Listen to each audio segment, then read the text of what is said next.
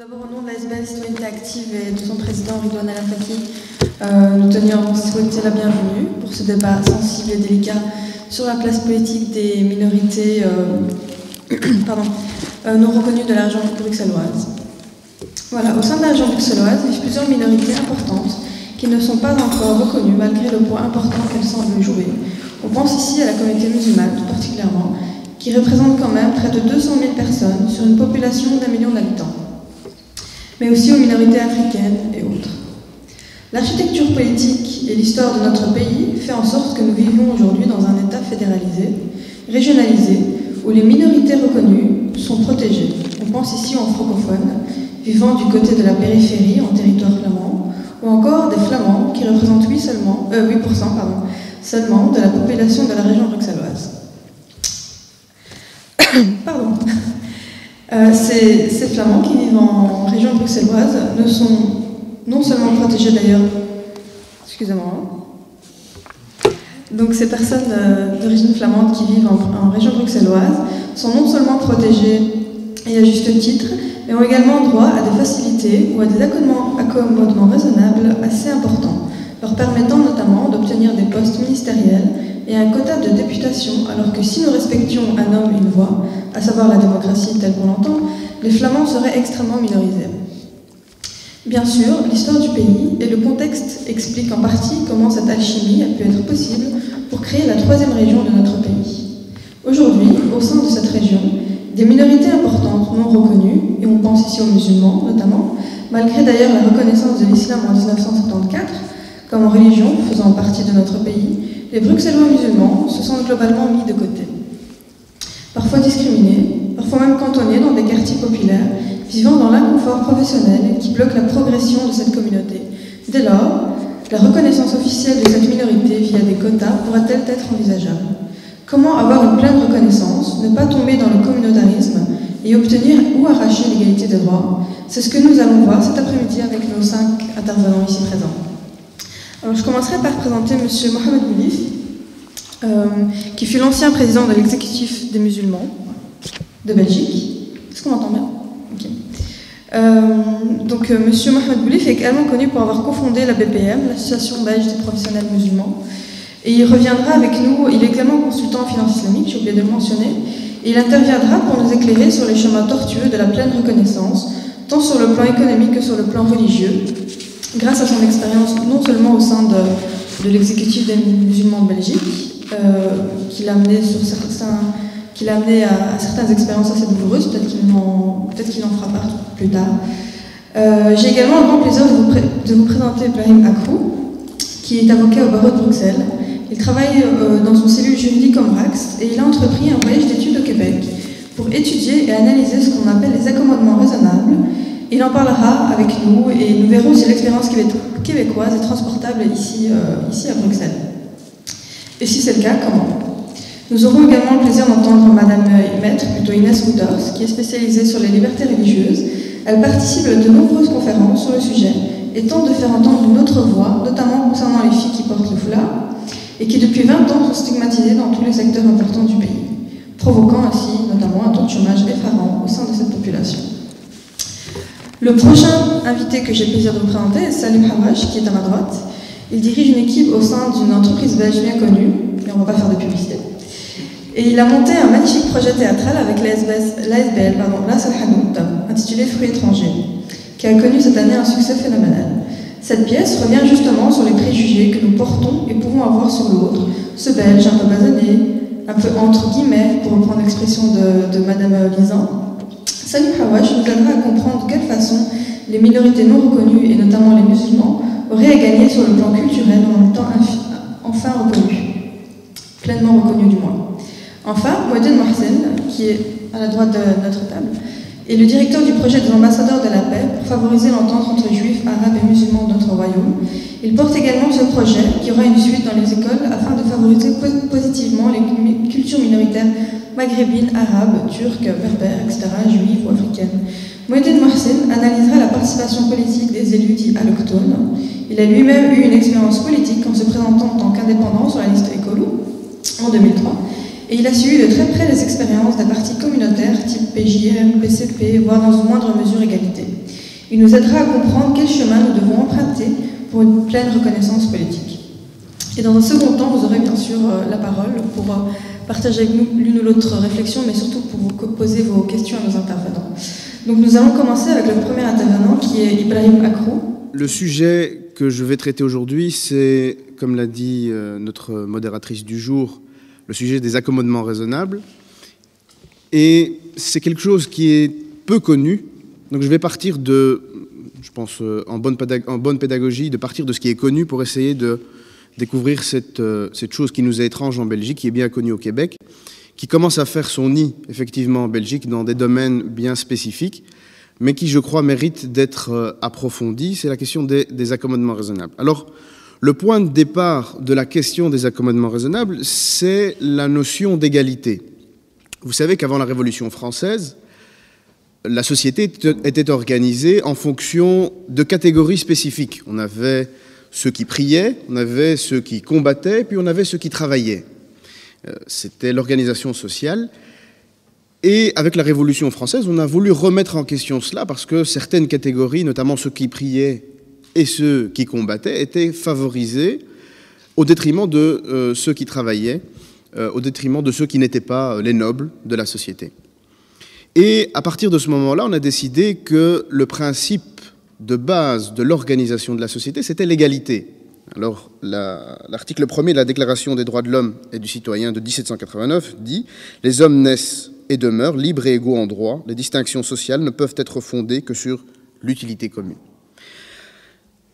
D'autres textes par la suite vont confirmer cette idée-là. Je ne vais pas revenir là-dessus trop longtemps. Mais en tout cas, le principe de base était l'égalité, effectivement. Alors, depuis lors, toute une série de droits ont été prévus.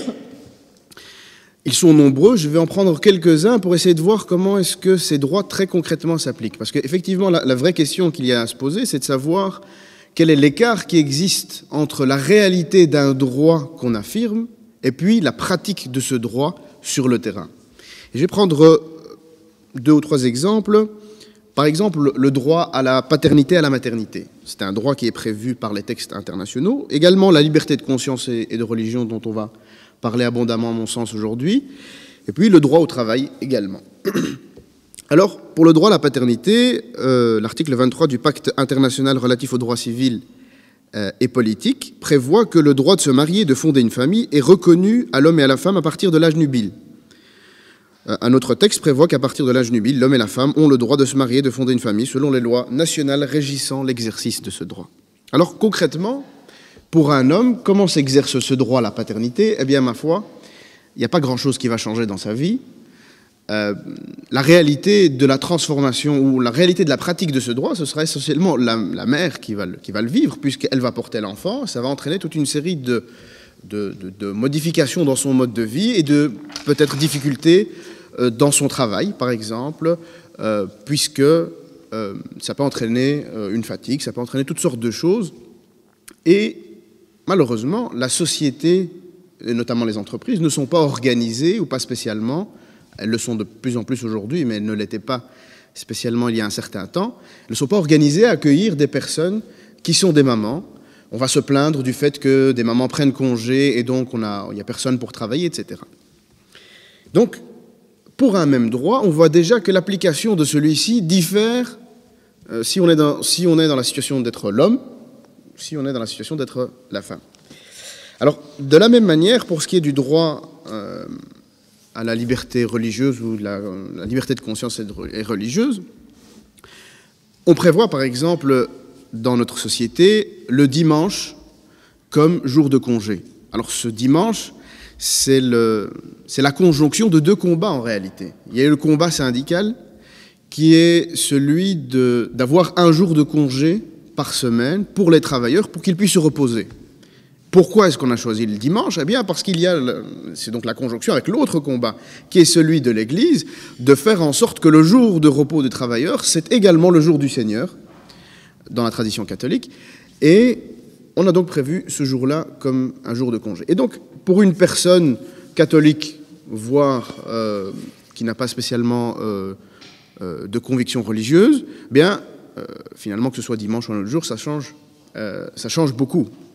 Par contre, Pour quelqu'un qui est par exemple musulman et qui voudrait, par hypothèse, faire sa prière à la mosquée le vendredi, puisque le vendredi est le jour de rassemblement des musulmans à la mosquée, eh bien, la société n'est pas organisée de cette manière-là et il subit en quelque sorte un préjudice du fait de ne pouvoir se libérer à ce moment-là pour pratiquer son culte, alors que l'organisation de la société qui prévoit le dimanche comme jour de libre permet aux catholiques et aux chrétiens de manière générale d'exercer leur culte le jour du dimanche. Je dis les chrétiens en général parce que tous les chrétiens ne pratiquent pas leur culte le dimanche. Il y a parfois certains mouvements qui, par exemple, pratiquent le samedi et qui donc eux aussi subissent parfois le préjudice de cela. Et puis, enfin, le droit au travail, le troisième droit que je voulais aborder. Donc l'article 23 toujours de la Constitution belge, cette fois, prévoit que chacun a le droit de mener une vie conforme à la dignité humaine et que ces droits comprennent notamment le droit au travail et au libre choix d'une activité professionnelle. En pratique, le droit au travail, je pense que beaucoup de personnes travaillent et savent comment ça se passe. Mais pour des personnes qui sont à mobilité réduite, par exemple, c'est bien beau d'invoquer le droit au travail. Si elles n'ont pas la possibilité de se déplacer, de se rendre à leur lieu de travail parce qu'il n'y a pas de commodité qui leur permette de le faire, eh bien, elles ont peut-être le droit au travail, mais dans la pratique, elles ne travailleront pas parce que le poste n'est pas adapté, parce qu'il n'y a pas d'ascenseur dans l'entreprise, parce que toutes sortes de causes. Et donc, pour un même droit, encore une fois, on retrouve des situations qui sont totalement différentes, des personnes qui vivent des choses totalement différentes et qui bénéficient au nom du droit. Alors, c'est dans ces situations-là, c'est cette distinction-là qu'on va appeler discrimination indirecte. Alors, qu'est-ce qu'on appelle la discrimination indirecte ? Il y a discrimination directe donc quand un traitement égal, apparemment neutre, le droit au travail, apparemment s'applique à tout le monde. Donc il est apparemment neutre, mais produit des effets inéquitables et discriminatoires, notamment vers un groupe déterminé, en raison de l'âge, en raison de toutes sortes de caractéristiques qui sont spécifiques et qui peuvent donc produire cette discrimination. Alors maintenant qu'on a fait ce constat, qu'est-ce qu'on peut faire ? C'est bien beau de faire ce constat, il faut pouvoir faire quelque chose. Alors la première chose qu'il faut faire, c'est prendre conscience que la réalité, le réel, l'organisation de la société, elle n'est pas neutre. Ça c'est important. L'organisation de la société n'est pas neutre. Ce qu'on vit aujourd'hui est le résultat d'une série d'actions qui sont passées et qui nous permettent d'aboutir à la situation aujourd'hui. En gros, en Europe, la société est organisée de manière telle à être adaptée aux hommes chrétiens qui ne sont pas à mobilité réduite, parce qu'à l'époque, on considérait que les femmes elles devaient choisir entre le travail ou rester à la maison et s'occuper des enfants, alors qu'il y a la possibilité de faire les deux. Parce qu'à l'époque, les musulmans n'étaient pas là, donc par exemple les musulmans, parce qu'il y a d'autres catégories qui subissent aussi des discriminations de cela, parce que les personnes handicapées à l'époque, on considérait qu'elles avaient à choisir entre... en fait, elles n'avaient pas vraiment de choix, en réalité. Elles avaient à choisir entre rester à la maison et subir leur sort. On avait pitié d'eux, donc c'était pas de l'animosité qu'on avait à leur égard, mais on avait pitié d'eux, et on disait, c'est le sort, c'est comme ça. Et cette idée de la discrimination directe, c'est de dire non, en réalité, les choses ne sont pas comme ça simplement. Il faut pouvoir les transformer, il faut pouvoir changer. Alors, quelles sont les possibilités d'action ? Alors, on a une possibilité qui est de ne rien faire et de laisser les choses telles qu'elles sont aujourd'hui.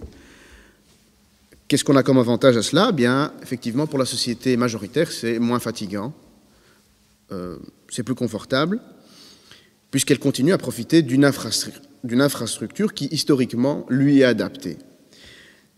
Les inconvénients de cela, c'est que la société démocratique affirme l'existence de droits pour les personnes. Et que si on ne fait rien, les droits sont en réalité un simple catalogue de bonnes intentions qui n'auront jamais de concrétisation. Et ça, c'est un problème, effectivement, puisque les droits sont généralement prévus pour qu'on puisse les appliquer. Ce n'est pas de la poudre aux yeux, en tout cas, du moins, ce n'est pas censé l'être. Alors, ce qu'il est possible de faire alors, c'est d'adapter la réalité. Mais alors, comment on va l'adapter ? On va adapter l'environnement qui est le nôtre aux situations, aux personnes, puisqu'on met au centre l'individu, on considère que, ou en tout cas l'être humain, et on considère que c'est lui qui doit bénéficier, et donc c'est l'environnement qui doit changer pour s'adapter. Alors quel changement et quelle modification on va proposer? L'une des modifications possibles, c'est de dire qu'on va adapter le monde en fonction des minorités. Le monde entier sera modifié en fonction des minorités. Alors, est-ce que quels sont les avantages qu'on peut en tirer? Effectivement, les minorités en question seront contentes. Ce sera un plaisir pour elles de vivre dans une société qui tient compte de toutes leurs spécificités. Le problème, c'est qu'à un moment donné, on va se retrouver dans une situation où une société n'est pas viable. Quel jour de congé choisir? Le vendredi, parce que ça arrange les musulmans? Très bien. Et que fait-on des gens qui ont leur culte le samedi? Et puis le dimanche, où il y a une société majoritaire, même si elle est de moins en moins pratiquante, il n'en reste pas moins que beaucoup de gens sont attachés au dimanche. Le mercredi, pourquoi le mercredi? Pourquoi le jeudi? Et ainsi de suite. Et alors on ouvre une série de questions qui sont interminables. Et donc, on n'a plus de possibilité dans une société d'émettre des règles générales. Et ça, c'est extrêmement difficile. Alors, une autre possibilité, c'est d'adapter la chose en fonction de la société majoritaire. Parce qu'effectivement, il y a une société majoritaire qu'il faut pouvoir reconnaître. Et dire qu'il y a une certaine organisation de la société qui est adaptée à toute une série de personnes, il faut pouvoir reconnaître. Mais cette adaptation, à partir du moment où on prend conscience du fait qu'il y a des minorités et que ces minorités ont le droit d'existence et ont le droit d'une vie la plus paisible possible, eh bien, il y a lieu de tenir compte de cela aussi. Donc c'est une sorte de reconnaissance mutuelle entre la majorité et la minorité. Évidemment, l'idée étant que cela se fasse dans des conditions raisonnables. On prend un exemple, on peut prendre un exemple en matière de droit du travail et pour les personnes à mobilité réduite. On ne peut pas imaginer qu'on ait, par exemple, un bâtiment dans lequel exerce une société, un bâtiment qui est classé, qui date depuis 250 ans. Eh bien, une personne à mobilité réduite se propose pour être embauchée dans la société, mais la société exerce au 4e étage. On ne peut pas imaginer de défigurer l'ensemble du bâtiment pour faire un ascenseur qui aille jusqu'au 4e étage, pour permettre à cette personne d'exercer. Évidemment, on peut considérer dans ces circonstances-là que c'est une adaptation qui est déraisonnable parce qu'elle est excessive. Elle apporte une charge excessive dans la société. Alors, voilà. Donc l'idée, c'est plutôt de partir dans le sens d'une adaptation par rapport à la majorité. Alors, on en vient maintenant.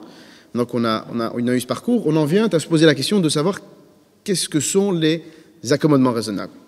Les accommodements raisonnables, c'est une procédure qui implique une obligation juridique de l'État, des personnes, des entreprises privées dans des cas liés essentiellement à la discrimination indirecte, à adapter des normes et des pratiques politiques légitimes et justifiées qui s'appliquent sans distinction à tous, qui ont donc une apparence neutre, pour tenir compte des besoins particuliers de certaines minorités, quelles qu'elles soient, à moins que l'adaptation requise n'entraîne une contrainte excessive.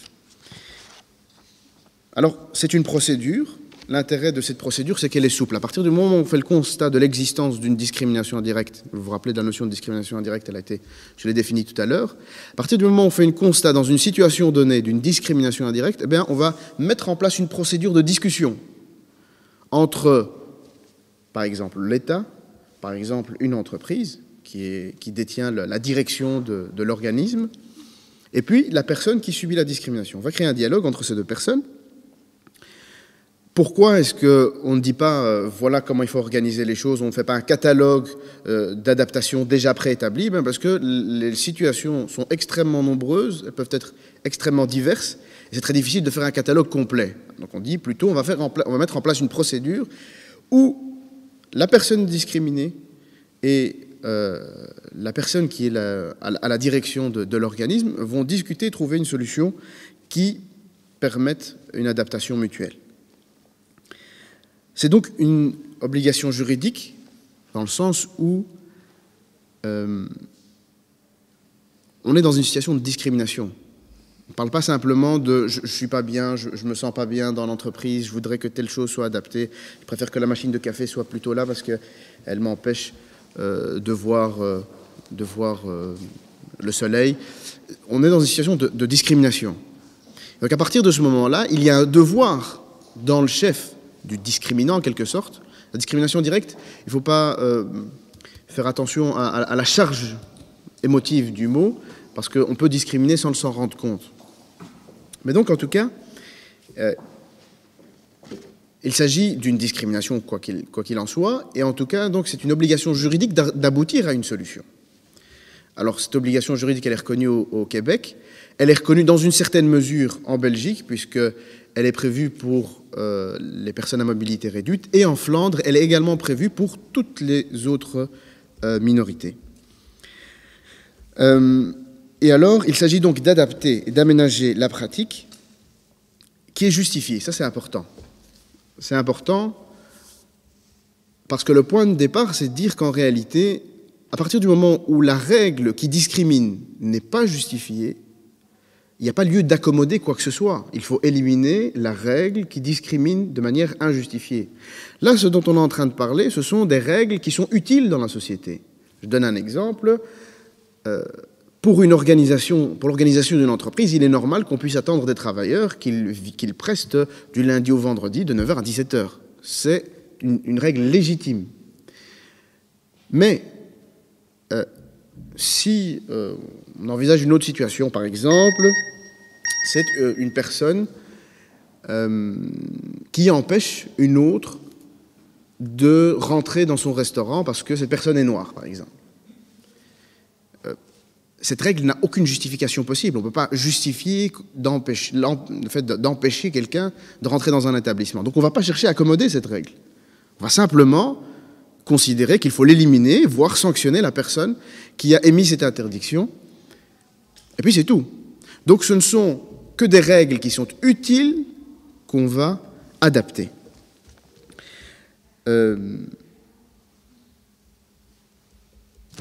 Un exemple de... Alors oui, on va aller directement, parce qu'il ne me reste plus beaucoup de temps, on va aller directement au critère qui est important, c'est le critère de la contrainte excessive. C'est qu'effectivement, à un moment donné, il faut adapter, mais dans une certaine mesure. Et là, effectivement, on va avoir toute la place à un grand débat de savoir finalement à partir de quel moment est-ce qu'on considère que c'est excessif d'adapter. Mais je pense qu'il y a un peu de bon sens par rapport à ça.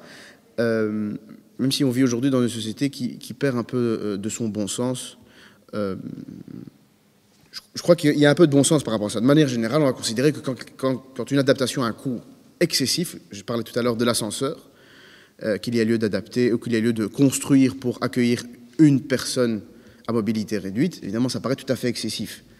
Par contre, mettre une rampe qui permette de passer le petit escalier pour rentrer dans le bâtiment, ça évidemment c'est quelque chose qui n'est pas excessif, mais donc mais ça entraîne un coût tout de même pour l'entreprise. L'entreprise ne peut pas dire, ou d'ailleurs le service public, ne peut pas dire oui non mais ça va me coûter quelque chose, moi je suis pas prêt à payer le prix. Non, la société doit payer le prix pour permettre à ces minorités de bénéficier des services. Et donc si le fait d'installer une rampe pour permettre l'accès à une personne à mobilité réduite, bien un coût, bien c'est pas grave. Le coût doit être supporté, sera supporté par l'entreprise dans la mesure des possibilités, évidemment. Si on a une entreprise qui est une petite PME qui engage une personne, c'est pas la même chose qu'une multinationale qui a 500 personnes, évidemment. Elle a beaucoup plus de moyens pour faire cette adaptation que la première.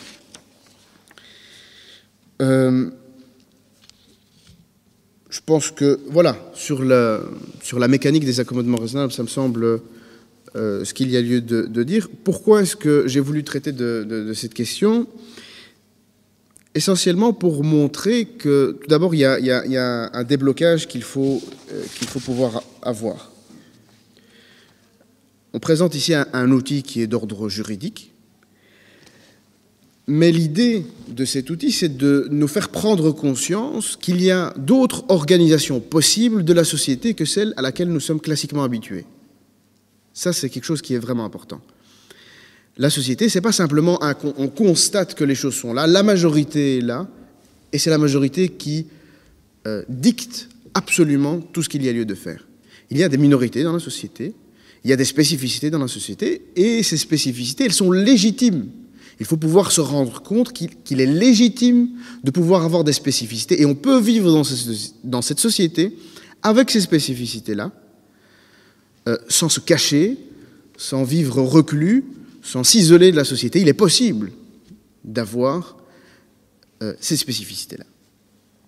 L'intérêt de cet outil, c'est que non seulement on reconnaît cette spécificité et on l'institutionnalise, mais aussi ça crée un dialogue entre la minorité et la majorité en disant voilà, on va trouver un terrain d'entente pour des règles qui sont légitimes, encore une fois je répète, on va trouver un terrain d'entente pour permettre d'adapter les choses, et à vrai dire c'est une règle du bon sens. Quand on travaille quelque part ou qu'on vit quelque part, eh bien, on va chercher à trouver des solutions pour que tout le monde vive au mieux dans le cadre qui est le sien, et notamment dans le milieu du travail, mais ça peut être dans bien d'autres milieux, dans le milieu hospitalier, dans les services publics, etc. Et donc ça doit créer chez nous un déblocage psychologique. Il faut arrêter de penser que simplement on subit, les personnes qui sont issues d'une minorité sont actrices de la société, la façon d'organiser la société. Et on vit en Belgique tout de même, il faut se le rappeler. La Belgique, c'est pas la France, par exemple, pas seulement sur la question de laïcité, neutralité, c'est pas de cela que je parle, même si ça peut rentrer. C'est que la Belgique reconnaît, est organisée sur la base de communautés qui ont des spécificités.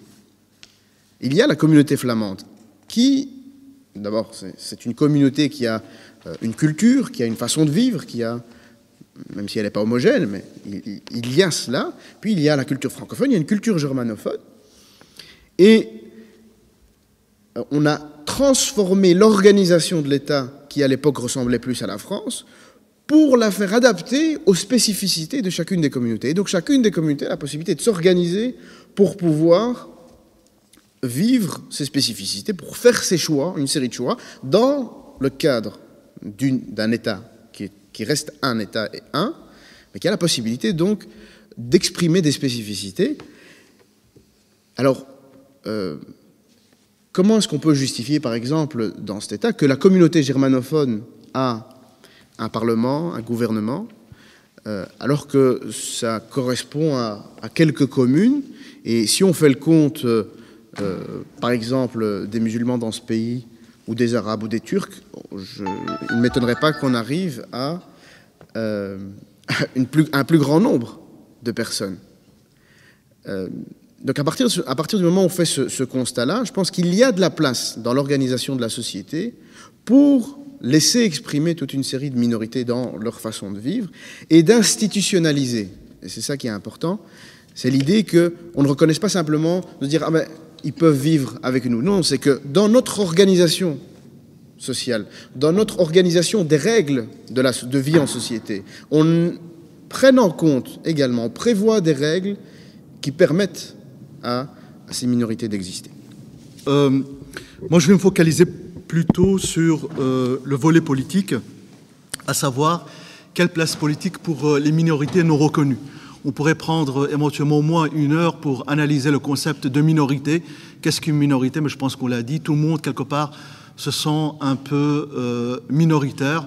Je pense que même la classe, l'élite de notre pays ou de la région bruxelloise, la bourgeoisie, est minoritaire.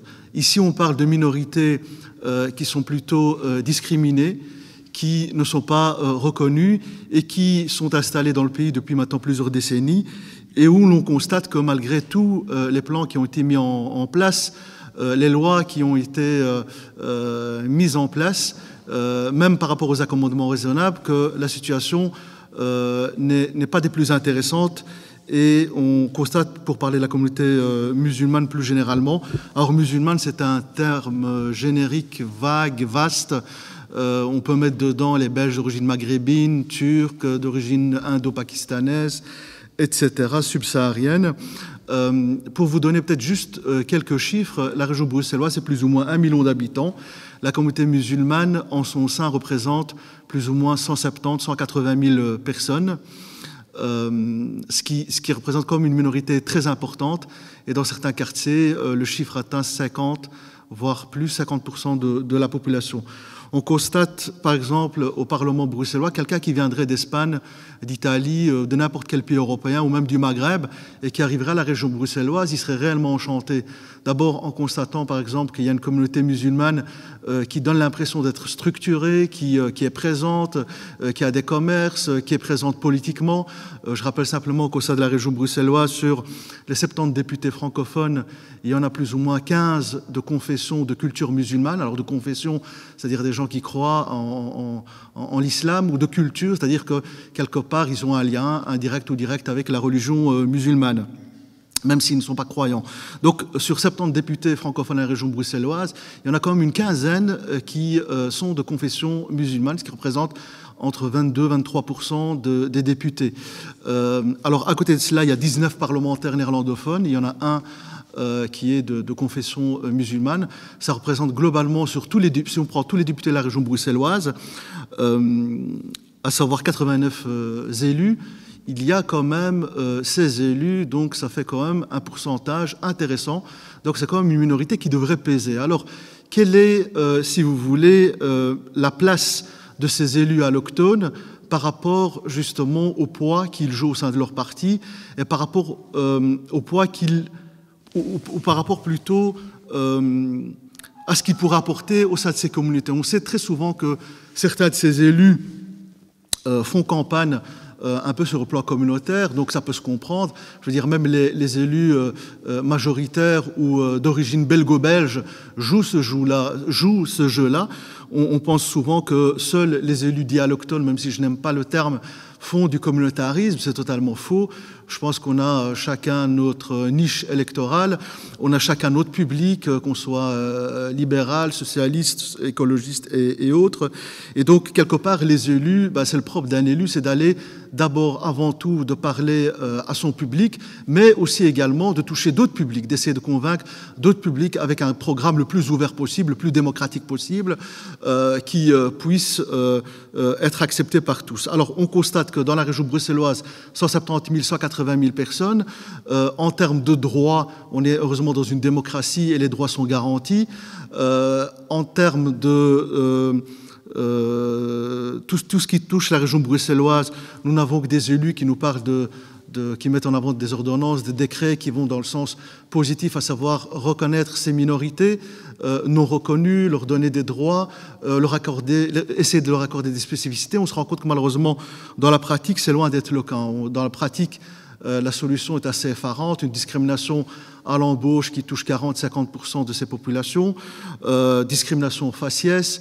Le MRAX ou d'autres organisations ont fait ce travail-là, même par rapport à ce qu'on appelle divertissement. Vous savez, lorsque vous êtes un tout petit peu typé, vous avez beaucoup plus de difficultés à rentrer dans des lieux de divertissement.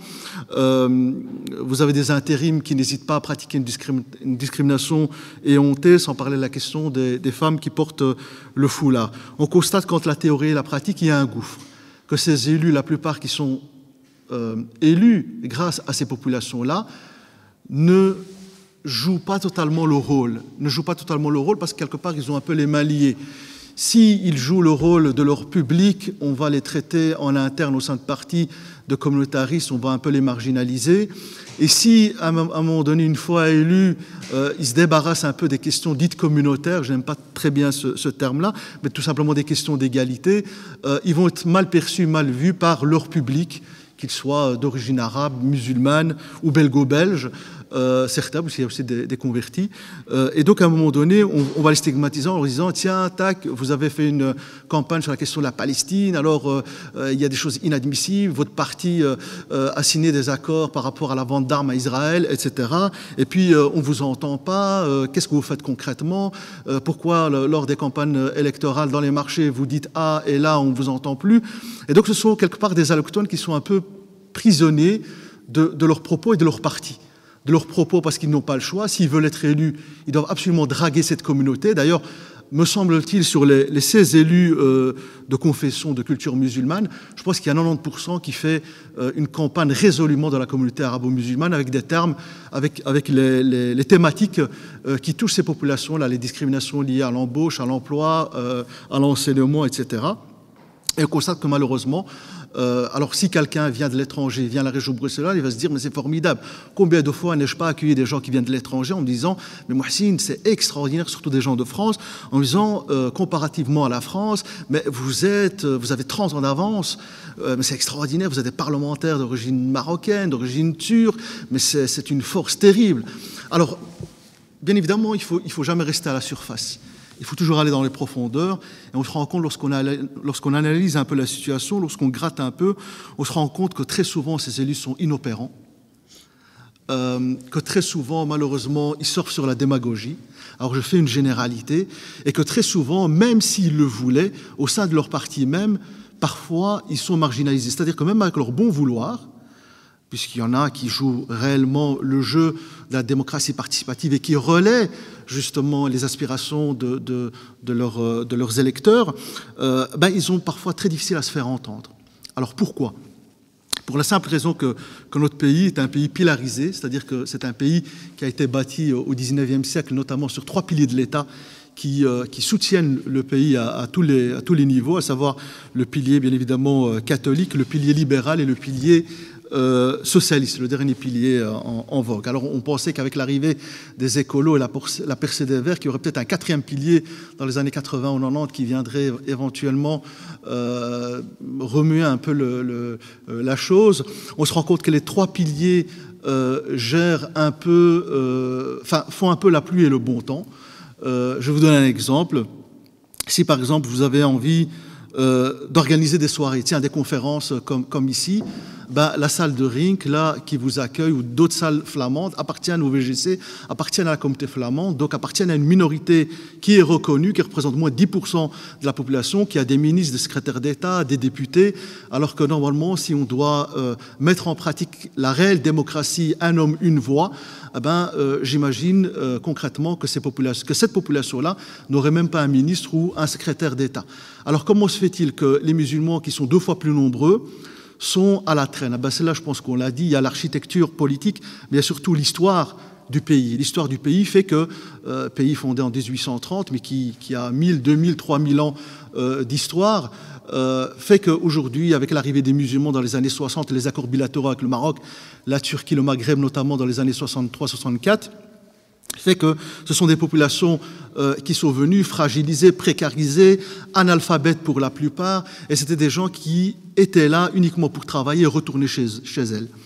Alors aujourd'hui, la Belgique a fait quand même un effort. Je pense que c'est des seuls pays européens, me semble-t-il, mais je pense qu'on peut me corriger, à reconnaître l'islam comme religion officielle en 74. Alors bien évidemment, c'était plus pour draguer l'Arabie Saoudite et son pétrole que réellement reconnaître la communauté musulmane de ce pays et l'islam. Mais néanmoins, c'est une avancée, il faut à un moment donné également le reconnaître.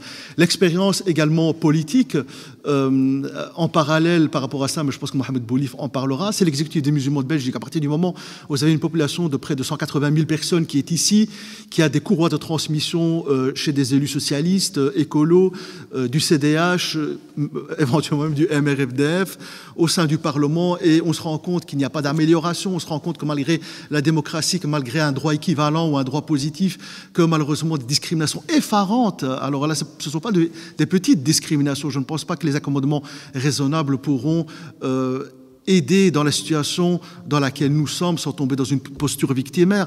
La situation est catastrophique. Et je ne parle même pas des Belges musulmans qui portent le foulard. Je pense que ça touche... Alors, il y a des études universitaires qui ont été faites par l'ULB, l'UCL, depuis maintenant 3, 4, 5, 6, 10 ans, qui montrent vraiment qu'il y a des discriminations effarantes et un racisme réel dans la société. Les communautés musulmanes, alors elles ont peut-être une responsabilité, ça j'en conviens, elles ont une responsabilité, mais les communautés musulmanes sont encore trop mal perçues, sont encore déconsidérées, et donc vu qu'elles sont arrivées dans les années 60, elles ont 40 ans d'existence, on va dire physique, politique, économique ici en Belgique, bien évidemment il faut du temps. Alors qu'est-ce qu'on peut proposer? Est-ce qu'on peut éventuellement créer un pilier de l'État islamique? C'est quelque chose qui fait très peur aux partis politiques traditionnels. Alors, écolo, ils ont un tout petit peu essayé, peut-être pas de créer un pilier écolo, mais d'essayer en tout cas d'avoir des forces en parallèle qui puissent un peu équilibrer la donne, parce que le déséquilibre et le rapport de force était vraiment très inégal. Mais est-ce que, par exemple, la communauté musulmane pourrait créer un pilier de l'État dans 20, 30, 40 ans, si la situation actuelle perdure, à savoir que les discriminations continuent, que le racisme, malheureusement, évolue, que l'extrême droite monte, et ce n'est pas un problème d'extrême droite. Je pense que c'est un problème qui est d'ordre structurel, c'est un problème qui se trouve au sein même du Parti socialiste, qui ont 80% des élus allochtones. Le problème ici, c'est est-ce que les musulmans sont capables? Non. Pourquoi? Parce que tout simplement, les communautés musulmanes, actuellement, il n'y a pas une élite, si vous voulez, ou une classe moyenne qui a les épaules larges, solides, sur le plan économique, sur le plan politique, sur le plan philosophique et intellectuel, qui puisse initier ce type de démarche, en tout cas sur le plan de la réflexion au moins. Et donc, on est dans une situation où actuellement la communauté musulmane va encore, je pense, dans les 20-30 ans, sauf s'il y a un changement radical de la société majoritaire, subir, être parfois dans une posture victimaire, où elle se complaît parfois, et faire un peu le jeu de ce qu'on appelle de certains, j'allais dire, élus alimentaires, faire le jeu de l'alimentation. C'est quoi le jeu de l'alimentation? C'est par exemple, on ne va pas citer la commune, vous avez une commune à la région bruxelloise où il y a une forte population d'origine maghrébine, musulmane, où vous avez un bourgmestre qui joue le jeu de cette population-là. Alors la plupart vont dire ce bourgmestre est formidable parce qu'il est compréhensif, il vient dans la mosquée, il est très ouvert, il nous reçoit bien, etc. Malheureusement, on constate que depuis 20 ans, cette politique n'a donné aucun résultat positif, ou très peu de résultats positifs pour rester correct. C'est du paternalisme, c'est même parfois une vision un peu néocoloniale, c'est une vision totalement alimentaire où des élus sur le plan local ne font parfois pas avancer les choses et tout ce qui les intéresse, c'est leur réussite personnelle ou individuelle. Et encore une fois, ça peut se comprendre parce que mettez-vous à la place de ces élus. Si jamais ils disent réellement leur cas de vérité, ils savent très bien que malheureusement, cette communauté qui est fragile sur le plan intellectuel, qui n'a pas les épaules solides sur le plan économique et autres, risque de ne pas les suivre. Et donc, à la limite, ils vont se retrouver non seulement en porte-à-faux avec leur parti politique, risquent d'être exclus et risquent de ne pas être soutenus par leur propre communauté. Donc, quelque part, ils sont écartelés. Que vont-ils faire? Alors, c'est pour ça que la plupart décident, entre guillemets, de se taire. Décident en espérant gagner du temps, en espérant gagner éventuellement un point ici et là.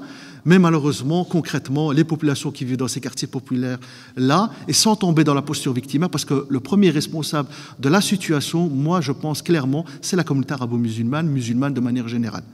Je pense que c'est elle qui doit à un moment donné prendre ses responsabilités, qui à un moment donné doit sortir de cette posture alimentaire qui gangrène un peu cette communauté-là. Et donc l'exemple de l'exécutif des musulmans de Belgique est un exemple vraiment parlant. C'est-à-dire que vous avez, c'était le seul exemple intéressant d'une structuration d'une communauté qui a donné des résultats catastrophiques parce qu'il y a eu de l'entrisme politique, parce que la plupart des partis politiques ont essayé justement de faire pousser leur poulain à l'intérieur. Il y a eu des conflits incroyables. Vous avez des gens qui ont, c'était presque des guerres ethniques, tribales à l'intérieur. Et donc ça a donné une image catastrophique de cette communauté arabo-musulmane. Donc, pour le moment, actuellement, moi je serais à la limite, moi je suis pour la suppression de tous les piliers de l'État. Donc, pour être tout à fait clair, je ne suis pas pour la création d'un pilier supplémentaire musulman.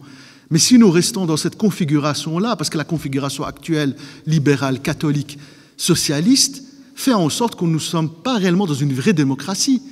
Nous sommes dans un système qui donne le sentiment des gages de démocratie, parce que la vraie démocratie, c'est à un moment donné faire attention à ces minorités qui ne sont pas reconnues. Quand vous avez une vraie démocratie, non seulement il doit y avoir une vraie participation, on doit relier les aspirations de la population, mais quand vous avez 18 ou 19% d'une population de la région bruxelloise qui se sent réellement discriminée avec des études scientifiques qui sont faites et que la situation ne perdure pas depuis 3 ans, mais depuis 20 ans, alors il y a de quoi parfois se poser des questions. Donc je suis pour la suppression des 3 piliers de l'État, mais vu que ces 3 piliers de l'État ne seront pas, je pense, à mon humble avis, supprimés, il reste la proposition de formuler à savoir la proposition suivante, d'avoir un 4e pilier de l'État islamique. Et dans ce cas-là, je serais éventuellement pour. Je serais éventuellement pour parce que la situation actuelle est tellement catastrophique qu'à un moment donné, il faut créer une onde de choc au sein de cette société pour qu'à un moment donné, on ait le minimum. Il faut demander le maximum pour avoir le minimum et pas être des gains petits. Je pense que les accommodements raisonnables, c'est très intéressant. L'expérience du Québec, même si au Québec, il y a beaucoup d'opposants par rapport aux accommodements raisonnables, je ne pense pas que ce soit la solution. C'est juste une rustine, certes parfois intéressante, mais je pense qu'à un moment donné, la communauté musulmane doit frapper fort, doit essayer d'avoir des cadres associatifs, des cadres politiques, des cadres économiques, qui à un moment donné ont le souci de l'intérêt général. L'intérêt général, ce n'est pas l'intérêt de la communauté musulmane uniquement, c'est l'intérêt général de la société belge, de la société de la région bruxelloise. Et aujourd'hui, force est de constater que malheureusement, cette communauté est nulle part. Et encore une fois, sans verser dans la posture victimaire. Les premiers responsables sont les musulmans eux-mêmes. Lorsqu'on décide de faire le jeu politique pour avoir un appartement, pour avoir un job, pour espérer avoir un poste d'échevin ou de député, et qu'on est prêt à rogner ou qu'on est prêt à avaler ou à manger sa langue, à un moment donné, il ne faut pas s'étonner. Il ne faut pas s'étonner également que de voir, et je terminerai par là, des petites expériences politiques comme le petit parti Nord qui s'est présenté en 89, ce sont des petits partis politiques issus de la communauté entre guillemets musulmane ou d'individus de confession musulmane. Alors il y a eu Nord, il y a eu PCP, il y a eu PJM, il y a eu musulmans.be, il y a eu Égalité, mais Égalité c'est particulier parce qu'il n'a pas une assise religieuse, c'est plutôt un parti qu'on peut classer dans la gauche altermondialiste ou radicale. Et donc tous ces partis quelque part, ont essuyé des échecs. Même si c'est vrai que le résultat de quelqu'un comme Abdullah Bastin, à savoir faire 8000 voix il y a quelques années avec le PJM, a créé une onde de choc ici en Belgique en disant « Tiens, comment se fait-il que ce monsieur est arrivé à atteindre un score de 8000 voix ?» Je pense pour ma part que toutes ces expériences marginales, minoritaires, politiques, basées surtout sur une vision un peu démagogique où on va chez l'électeur belgo-musulman en lui disant oui, vous voyez dans quelle position vous êtes, il ne faut pas voter Parti socialiste, il ne faut pas voter écolo, votez pour nous parce que nous sommes des musulmans, parce que nous on veut que les femmes elles travaillent, nous avec nous. Je pense que c'est un discours démagogique qui aujourd'hui n'a produit aucun résultat. Si, il a produit un résultat, c'est que la société majoritaire ou la société dominante perçoit cette communauté musulmane de façon encore plus négative. Alors certains diront, quoi qu'on fasse, on ne fait rien, on va être mal perçu, on met des entreprises, des actions politiques, on crée des partis politiques, on va être mal vu. Alors quoi qu'on fasse, on est mal vu.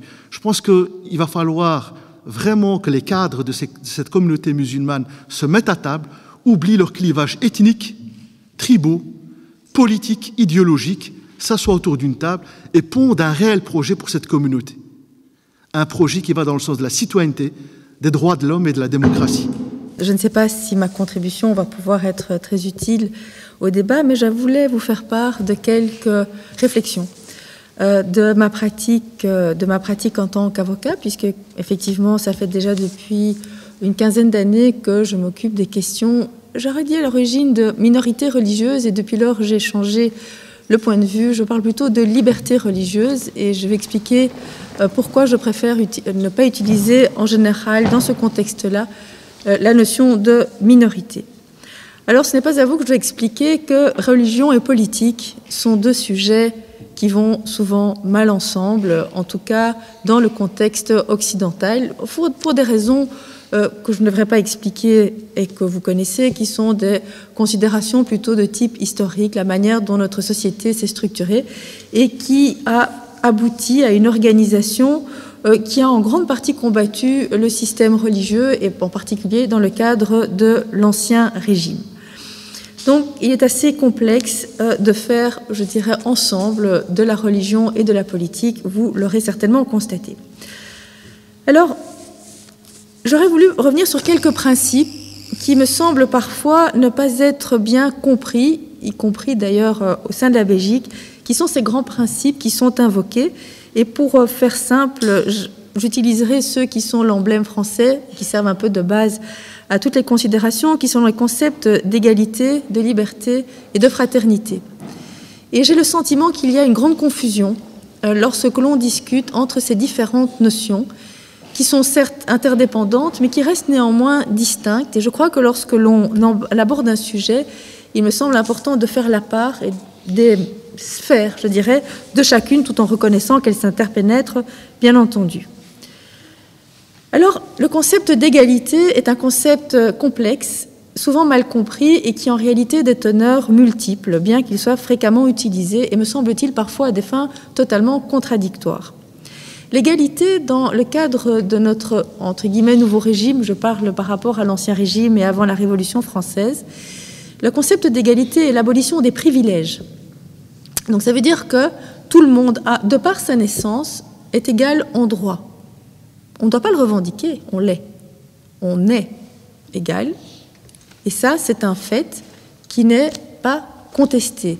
On a la même capacité juridique, ce qui n'exclut en aucune manière d'avoir en pratique des situations fondamentalement différentes. Il n'y a pas d'incompatibilité entre une différence, je dirais, relative, c'est-à-dire dans la société, être riche, pauvre, aimé, mal aimé, enfin peu importe, et le fait d'être égal.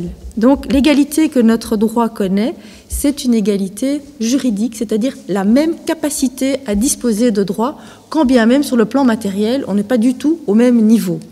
Donc je pense que c'est important à comprendre parce que si on ne comprend pas ce mécanisme-là, ça devient très difficile de faire des revendications qui, à mon avis, sont d'un autre ordre que celui du concept même de l'égalité, puisque cette égalité-là, elle existe, elle est acquise à tout le monde, et il n'y a pas de combat pour l'obtenir, puisqu'elle est déjà garantie. Ça me semble être une chose importante.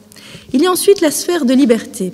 La liberté, elle est fondée, bien entendu, sur le concept d'égalité, c'est-à-dire que la liberté de chacun doit se faire naturellement dans le respect de l'égalité, dans cette reconnaissance, plus exactement, de cette égalité fondamentale. Et c'est dans cette optique-là que la société va pouvoir évoluer. Il y a ensuite, je dirais, la sphère de fraternité qui implique nécessairement la reconnaissance de l'égalité des autres, la reconnaissance de leur liberté, et qui, à mon avis, est à ce moment-là plutôt le sphère de l'activité politique, mais qui ne peut se concevoir que dans la mesure où on a accepté le principe de l'égalité intangible entre tout le monde, celui de la liberté, et notamment de la liberté individuelle, et la fraternité est donc cette conjonction de l'égalité entre les individus et de la liberté de chacun de pouvoir s'organiser et de pouvoir, à ce moment-là, véritablement développer une société qui va avoir une forme effectivement particulière. Il me semble aussi important, et ça je me positionne plutôt sur, du point de vue, je dirais, belge, plus traditionnel, en dehors du cadre de l'immigration, qu'il était très important de bien faire la part entre, d'un côté, les libertés fondamentales et les droits fondamentaux, les principes fondamentaux qui sont à la base de notre société, et d'autre part, la forme particulière qu'une société a à un moment particulier dans l'histoire. Il y a malheureusement une tendance à confondre cette forme particulière et les principes fondamentaux, ce qui oppose une sorte de résistance en disant nous ne pouvons pas changer ça parce que nos principes fondamentaux ne nous permettent pas de le faire, simplement parce qu'on a eu l'habitude que pour des raisons historiques, culturelles, sociologiques, peu importe, qu'une certaine forme à un moment a été adoptée. Et c'est là, je pense, effectivement, l'intersection du domaine de l'activité politique, c'est de pouvoir précisément, sur base de principes fondamentaux, parvenir à modeler une société qui a naturellement une certaine inertie et qui va permettre à de nouveaux éléments de s'intégrer, toujours à la faveur de ces principes fondamentaux, qui simplement vont pouvoir avoir une participation effective dans la constitution même de la société, de la forme particulière qu'elle va adopter. Alors il est très important de comprendre à ce niveau, avant de parler de minorité ou de majorité, que nous vivons dans un système de liberté individuelle. Nous n'avons pas un système de classe auquel seraient associés des privilèges, c'est un peu le système de l'Ancien Régime. Le régime fondamental qu'il y a chez nous, avant même l'organisation de la Belgique, c'est un système individualiste et donc les protections des libertés fondamentales s'adressent à des individus et non à des groupes en tant que tels. C'est important à comprendre aussi dans la mesure où toute activité, y compris politique, doit nécessairement passer par la reconnaissance de ces principes fondamentaux qui sont à la base individuels et donc qui permettent effectivement une organisation et des interactions entre des individus. Ça veut dire aussi que tout quiconque qui veut faire valoir un droit qui existe, implique nécessairement une action. C'est une action, ça ne tombera pas du pouvoir politique en tant que tel. une organisation, une société n'est jamais parfaite, mais elle ne peut provenir que de l'activité d'individus et d'individus qui s'organisent. Si je souligne cet aspect-là, c'est qu'il m'a frappé, en particulier dans le cadre de mon activité, notamment en ce qui concerne les questions sensibles, par exemple le voile intégral, l'interdiction qui a été faite par la loi. Certains vont se dire, mais ce n'est pas possible d'adopter une telle loi, nous estimons que cela bafoue nos droits, etc. Certes, mais il faut agir. Et c'est ça tout l'objectif de notre système. C'est un système où on doit utiliser ces droits et on doit les faire valoir, parce que ce n'est que comme ça qu'une société prend une forme particulière. C'est important à souligner parce qu'à défaut d'une certaine forme d'attentisme, voire même de victimisation, de sentiment de ne pas être reconnu, est peut-être tout à fait justifiée, mais doit nécessairement impliquer la démarche suivante, qui est une démarche d'aller de l'avant et de faire valoir ses droits. C'est important parce que sinon ça ne se fera tout simplement pas. Donc les principes ne resteront un peu lettre morte, même s'ils ne sont pas éteints. Ils existent toujours, mais il est nécessaire de les utiliser et de les faire valoir. Et donc, ce que je voulais dire par là aussi, c'est que la manière dont la société est actuellement structurée ne peut pas servir d'obstacle ou de barrage pour opposer cela à des gens qui veulent revendiquer leurs droits, de la même façon que des gens qui veulent revendiquer leurs droits ne peuvent pas non plus imposer, je dirais, leur conception particulière d'exprimer une liberté. Ils doivent simplement utiliser les moyens qui sont là pour pouvoir les faire valoir. Alors, donc, c'est le droit fondamental qui se trouve derrière tout ça, c'est bien donc le droit à avoir une activité politique, individuelle, qui en même temps permet de se structurer, de se fédérer et de pouvoir ensemble avoir un impact au niveau politique. Alors on parle de la Belgique, effectivement, à cette particularité, je dirais, un peu divisionnaire, c'est-à-dire où on se retrouve divisé entre plusieurs, je dirais, piliers, comme vous l'avez dit, avec, je dirais, la région flamande, la région wallonne, la région bruxelloise, la communauté. Alors, est-ce vraiment un modèle à suivre ? Je fais un point d'interrogation, n'est-ce pas plutôt une exception qu'une véritable, je dirais, modèle à suivre? C'est une question que je pose. Toujours est-il que pour en arriver au concept de minorité ou de majorité, il me semble que ce sont des contenus hautement politiques, puisque, comme effectivement Messine l'a fait remarquer, on est tous dans une majorité ou dans une minorité, tout dépend des critères que l'on a choisis, et la sélection des critères permet naturellement de pouvoir modeler une certaine vision, je dirais, de la société. Je suis une femme, donc je fais partie donc de la minorité, majorité femme. Je suis bruxelloise à titre personnel. Je veux dire, je peux trouver énormément, et donc on peut très bien donner ou modeler une société en utilisant des critères de sélection qui vont mettre des gens dans des catégories qui me semblent parfois des contenus politiques et pas. Je dirais que c'est nécessaire jusqu'à un certain point, je n'en disconviens pas, mais il y a toujours une forme d'artifice là-dedans. Et je reprends l'exemple, par exemple, de la communauté flamande ou la division de la Belgique. On le sait très bien, une grande partie des gens catégorisés de flamands wallons sont d'origine flamande, des bruxellois francophones sont en réalité d'origine flamande ou wallonne, etc. Il y a un moment où on a dû, de manière arbitraire, imposer des limites et qui sont simplement une vision extérieure et qui reflètent extrêmement mal la réalité, la réalité du terrain. Alors, et donc, et notamment, comme l'a souligné Mohsine aussi, toute la question de l'instrumentalisation aussi de cette nouvelle vague d'émigration à des fins politiques spécifiquement belges, qui peut prendre de diverses formes, aussi simples comme l'apprentissage d'une des deux langues nationales, ce qui permet d'appuyer plus l'une ou l'autre minorité, ou bien de la sélection de personnes à des partis politiques. Nous avons effectivement des partis, comme vous le savez, un système proportionnel qui permet donc d'avoir un très large éventail, mais une certaine inefficacité, puisqu'on a une politique de coalition où la négociation politique est relativement difficile. Alors, je pense que les notions d'accommodement raisonnable ne doivent dès lors pas se trouver véritablement au niveau de la reconnaissance de l'égalité et de la liberté fondamentale de chacun. Le droit au travail est certains droits. Nous avons beaucoup de droits, mais le droit ne veut pas dire, c'est ça qui est complexe, c'est qu'on a une capacité juridique à le faire. Donc on ne peut pas dire les femmes ne peuvent pas travailler. Ça ne veut pas dire qu'on a le droit d'exiger un travail.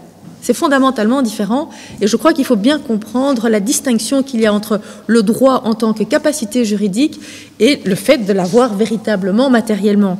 Et que toute la sphère, je dirais, qui permettrait effectivement à des femmes qui ont des enfants, etc., toute cette sphère qui permet de créer une véritable société ne se met pas sur le plan, à mon avis, de l'égalité, bien que ça en est certainement très important, mais comme on l'a souligné aussi, il ne faut pas non plus que ça soit une rustine et que cela se fasse au détriment d'une véritable reconnaissance qui est la véritable reconnaissance de l'égalité de chacun et de la liberté de chacun de pouvoir agir au sein de la société belge, quand bien même cela se fait à l'heure actuelle. Et comme on l'a dit, on a une société qui n'est pas neutre, qui est le produit d'une histoire, et de pouvoir entrer dans ce mouvement à la faveur de ces principes qui sont acquis et dont on n'a même plus besoin de le discuter, mais c'est simplement de pouvoir véritablement devenir des acteurs au sein de la société, en comprenant bien, comme Moïsine l'a aussi souligné, qu'il s'agit véritablement d'un travail individuel des gens qui sont directement concernés, que ça ne viendra pas nécessairement, je dirais, de la... Je n'aime pas utiliser ce terme, de la société dominante, une société en changement, en tout cas, et qui a certainement une inertie, qui a certainement des résistances. C'est normal, le changement implique toujours des résistances, mais de pouvoir véritablement participer. Nous sommes maintenant, je pense, vraiment à un moment charnière, et je pense que tous les éléments de droit qui sont là pour pouvoir véritablement repenser la société belge à la lueur des nouveaux intervenants que vous êtes, que nous sommes aussi. Je ne fais pas partie du passé, même si j'en suis un produit, mais vous aussi, et de pouvoir avec, et surtout, comme j'ai dit, parfois, on parle d'intégration des étrangers, entre guillemets, ou de l'immigration en Belgique. La Belgique doit aussi s'intégrer dans une nouvelle mondialisation, et que c'est un mouvement qui se trouve, je dirais, à deux facettes et à deux portes, et que nous avons à cet égard un certain nombre d'instruments juridiques qui découlent eux-mêmes sur des instruments politiques et qu'il faut véritablement saisir. Je vous remercie.